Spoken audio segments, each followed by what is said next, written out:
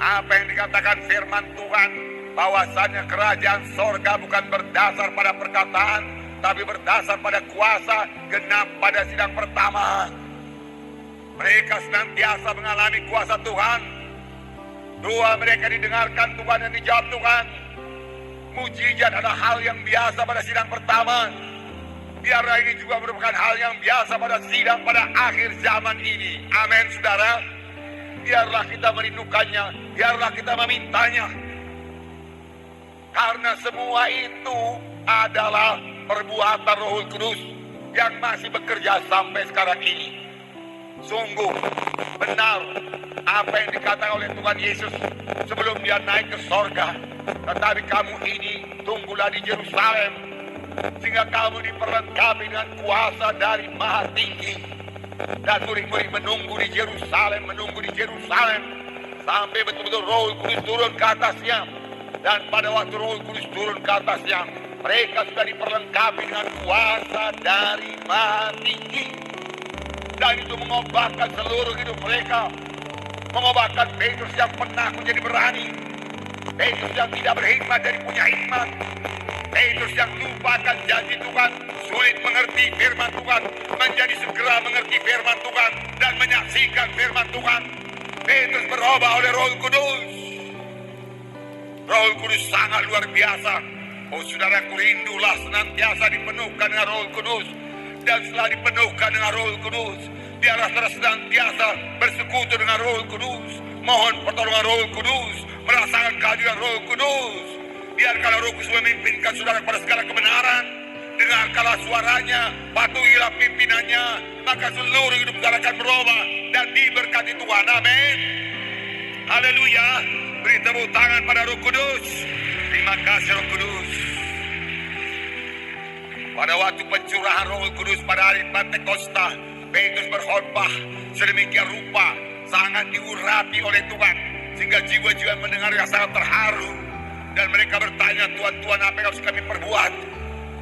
Saudara, yang kasih dalam nama Petrus berkhotbah dan berkata, adalah kamu bertobat dan memberi dirimu dibaptis dalam nama Yesus untuk ampunan dosamu, lalu kamu beroleh karunia Roh Kudus. Dan pada hari itu juga 3.000 orang bertobat dan 3.000 orang memberi diri dibaptis.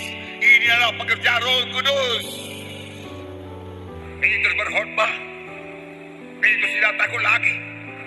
Mula-mula dia menyembunyikan diri, tapi Roh Kudus mengobatkan Petrus. Petrus berani. Petrus berkhotbah. Dengan terus terang dia katakan, kamilah saksinya mengenai Yesus yang mati, tetapi Allah membangkitkan dia dari antara orang mati. Dalam hal itu kamilah saksinya. Dia berani buat Tuhan.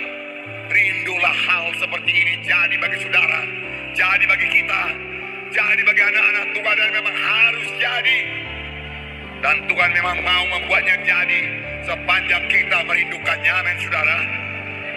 Lapar dan hauslah. Rindukan perkara-perkara rohani dalam hidup kita. Miliki pikiran-pikiran rohani yang memikirkan perkara-perkara rohani.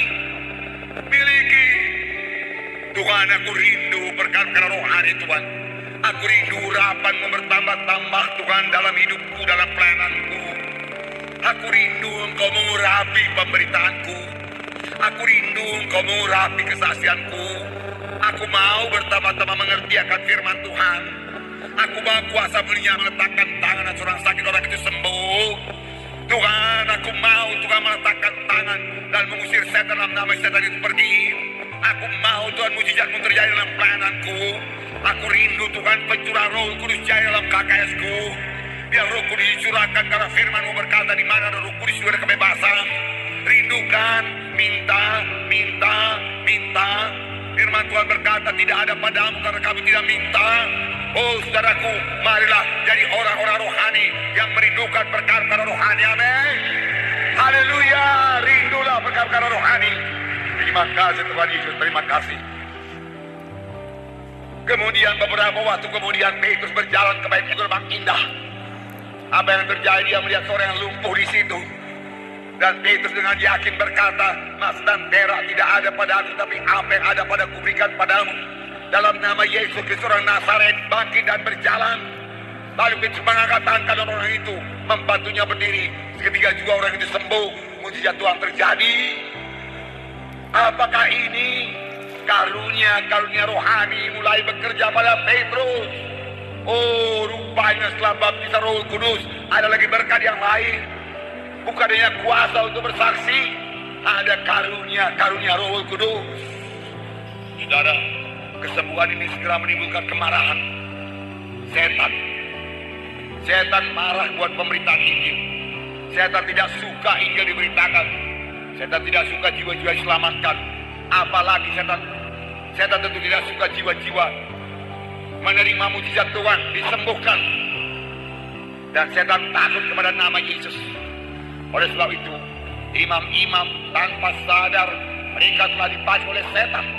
Sebab imam-imam berkata, mari kita larang supaya mereka itu jangan lagi berbicara di dalam nama Yesus. Di dalam nama Yesus. Karena setan tahu bahwa saya dalam nama Yesus ada kuasa. Tetapi juga setan sangat marah. Karena di sini dikatakan, di dalam ayat 4 dikatakan, dalam ayat 2, orang-orang itu sangat marah karena mereka mengajak orang banyak dan memberitakan bahwa dalam Yesus ada kebangkitan dari antara orang mati. Ini sangat dibenci oleh setan. Jiwa-jiwa mengetahui ada kebangkitan dari orang mati. Tetapi dengan sukacita saya memberitahu kepada saudara, dan inilah pengharapan yang terutama, iman yang terutama bagi tiap-tiap anak-anak Tuhan, bahwa saya dalam Yesus kita ini semua akan dibangkitkan, akan hidup dalam satu hidup yang baru dengan tubuh yang mulia. Amin.